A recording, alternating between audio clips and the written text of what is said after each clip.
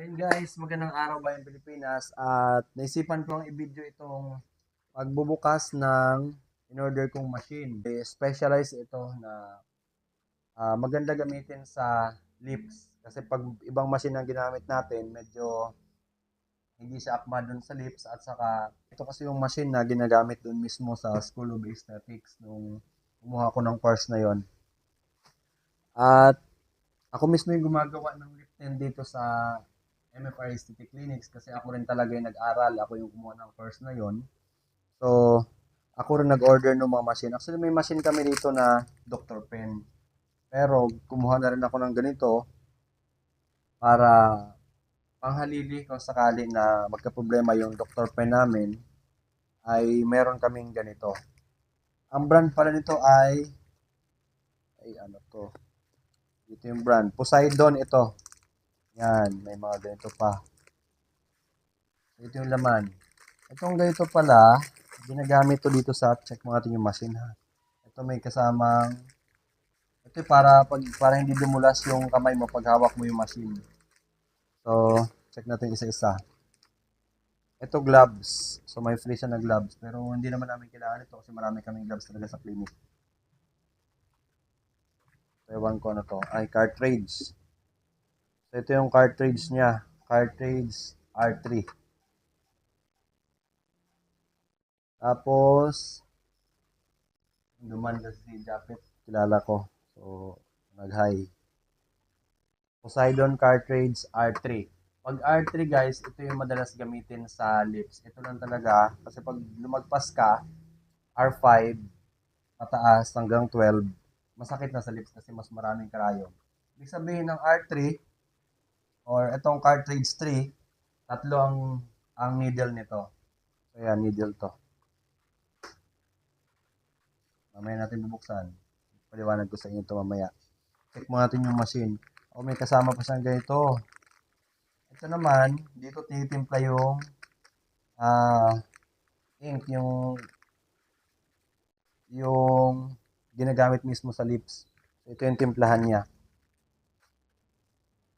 Ito yung ink. So, may kasama rin siyang ink. Yan. Body ink ito guys. So, pwede ito sa mga katawan. Pwede sa katawan ito. Pero, may mga ink kasi na specialized lang din sa lips. So, ito pang lips ito. Pero pwede sa katawan ito. Meron kasing pang katawan na hindi pwede sa lips. Pero yung lahat ng ginagamit sa lips pwede sa katawan. May mga ganong klaseng ink. Kasi yun din yung pinag-aralan ko dun sa sa course na kinuha ko. May mga shade kasi yung kulay guys. Kapag medyo light shade, ang halo natin dyan ay white or pink. Pero kalimitan talagang ginagamit pag white shade ay pink. Pag dark shade naman, it's either black or orange. Pag dark shade, dark, itong black ang inahalo. Actually, pag light pala, pwede rin yung lining nun ay yung panghalo nun ay orange. Pero depende rin kung paano mo siya ititimpla. Meron akong formula nun kung paano ititimpla para yung shade nung lips na magawa mo ay light shade. Meron kasi minsan na ayaw din ng dark shade, so nakadepende yun kung paano mo titimplahin yung ink. Okay, ito. Meron ko ano to. Sama. Ito yung para sa wires niya nito. Ito na yung Poseidon guys. Ito mismo yung machine. Ito yung machine na ginagamit mismo sa school. So, itong ganito yon. Magkaiba kasi yung machine namin kasi ang gamit namin ito Dr. Pen. So, hindi rechargeable or hindi rechargeable yung Dr. Pen. Nakasaksak talaga siya. Ito kasi rechargeable ang Poseidon. So, ang charger niya ganito lang. Ito pa ang kasama. Ano ba to? Ito yung pwede itong pagpraktisan. Ito yung parang texture nito ay katulad ng skin ng tao. So, kung hindi kapag gaanong marunong or check mo yung needle kung ano yung tama sa skin ng tao, pwede mong gawin dito. So, ito yung free na parang skin. Pero kasi pag sa school ka, hindi ganito. Meron din naman silang ganito bago ka sumalan dun sa manikin. Meron talaga kasi silang ganito pero ang hulma itsura talaga. Kasi nandun yung lips, yung hubog mismo ng lips nandun at doon mo magagawa ng maayos yung lining mo kasi may itsura talaga ng lips kapag manikin na nakahiga. Doon yung ginagawa mo. Ganoon sa school. Pero pwede rin naman ito. Kaya lang, dapat magaling ka na kung gagamit ka ng ganito. Or pang testing lang ito kung tama ba yung timpla mo. Or pwede mong ilagay dito. Pakita mo rin sa client kung okay ba sa kanya yung timpla ng lips na gagawin mo sa kanya. So, pwede to. Malaking bagay ito. Saka ito alam ko pang sapin to. Meron kami nito kasi ibang kulay, hindi black. Medyo black ito. Sa amin parang gray. So, ayun. Ganito rin naman.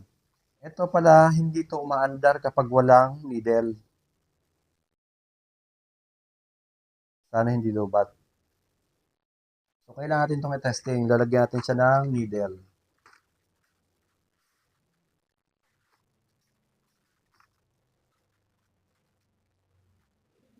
So, ang needle natin guys ay, ayun, R3 nga ang needle natin. So, tatlo. Luhan. Pang lips talaga to. Simple lang paglagay nito, ganyan lang. Tapos, i-twist mo ng ganun. Tapos, yung adjustment ng needle, actually, kapag sa Dr. Pen, dito lang.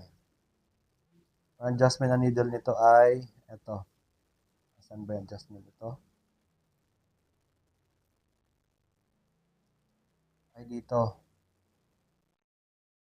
Okay, start mo natin. Ayun. 5.4 volt. So, ang volt na to, yung pressure o yung lakas nung ano nung motor. So, pwede mong dagdagan to. Ako, ang gamit ko mga nag-range ako sa 5 to 7 or 5 to 6 mga ganun. Pag 7 kasi medyo sobrang bilis. So, yung Dr. Pen kasi, ang ginagamit ko doon, 4 hanggang 5 lang. Ang Dr. Pen kasi talaga, mas mahal yun kumpara dito kasi mas mabilis yun kasi direct tayo sa kuryente. Pag mga ganito, magandang gamitin dito ano lang, mga 5 to 6. So, testing na natin kung gumagana.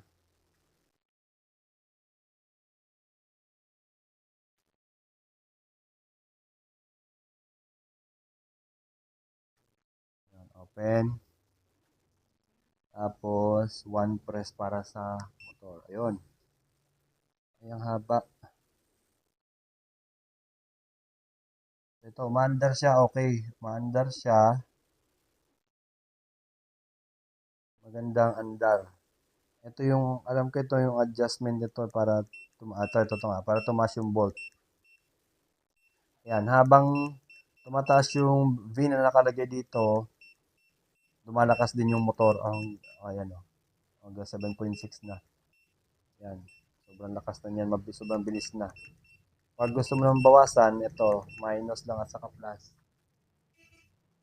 Ayan, kung nakikita nyo. So, hindi nakikita, basta nakalagay dito, minus saka plus. So, ito yung adjustment nito.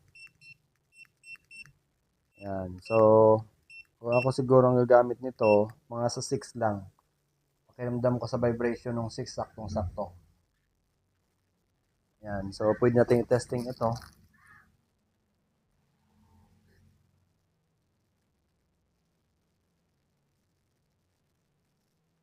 Dito sa ito, kaya lang okay naman to, hindi na mga testing para di mabuksan tong ano, kasi para sterile. Importante lang naman yan ay okay yung motor. Ito yung Poseidon. Ito yung adjustment niya pala. Puro ko adjustment. Wala kasi siyang nakalagay, pero dapat tansya mo yung adjustment. 2 centimeter lang ang ginagamit ko talaga kapag 2 millimeter, sorry. 2 millimeter lang ang gamit ko kapag lips.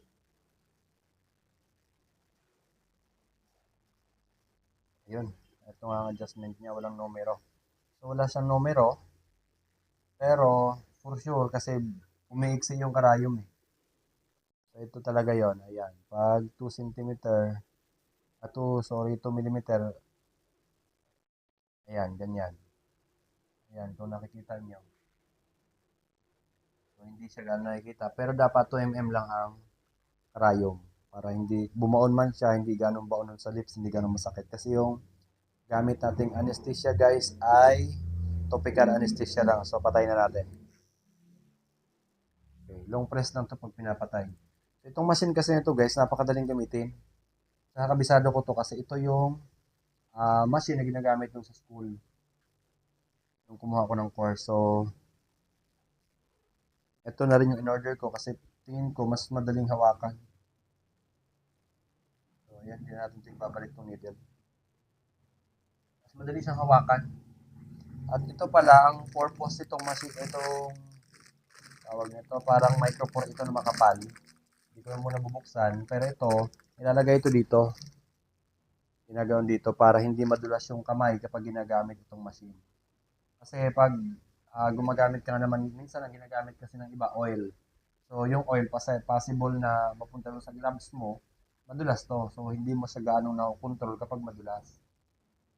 At saka pwede kang magkamali doon sa paggamit ng machine kapag dumulas sa kamay mo. So, ito yung ilalagay dito para safety. Okay, so maganda. Maganda ang dumating. Poseidon brand ito guys. Okay, so yun lang. Ay nga pala, dito ako sa clinic. Yan yung clinic namin. So, ah, ito pala, yung certificate namin, nilagay ko na rin dito. So, ayan, nung natapos ko yung ibang course, meron akong certificate. Actually, dalawang certificate yung nakuha ko. Meron na akong isang natitira doon. At sa December to bukas, actually bukas yung simula nung isang course na kinuha.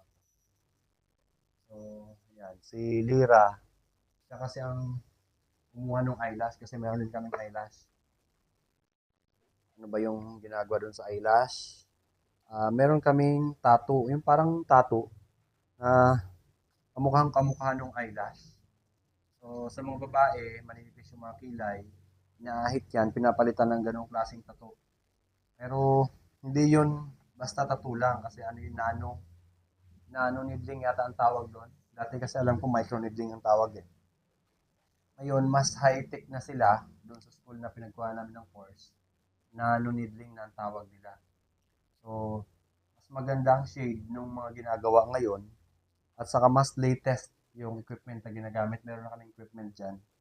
At mas maganda yung gawa ng mga latest na sa pagkakalam ko na, no, hindi ko kasi in-enroll yun. Nag-enroll nun yung isang staff namin. So, siya yung absent ngayon kasi may sakit. At siya talagang gumagawa ng mga kilay. So, yun. Ito yung dumating sa atin ngayon. Ayun, magandang araw. Bayan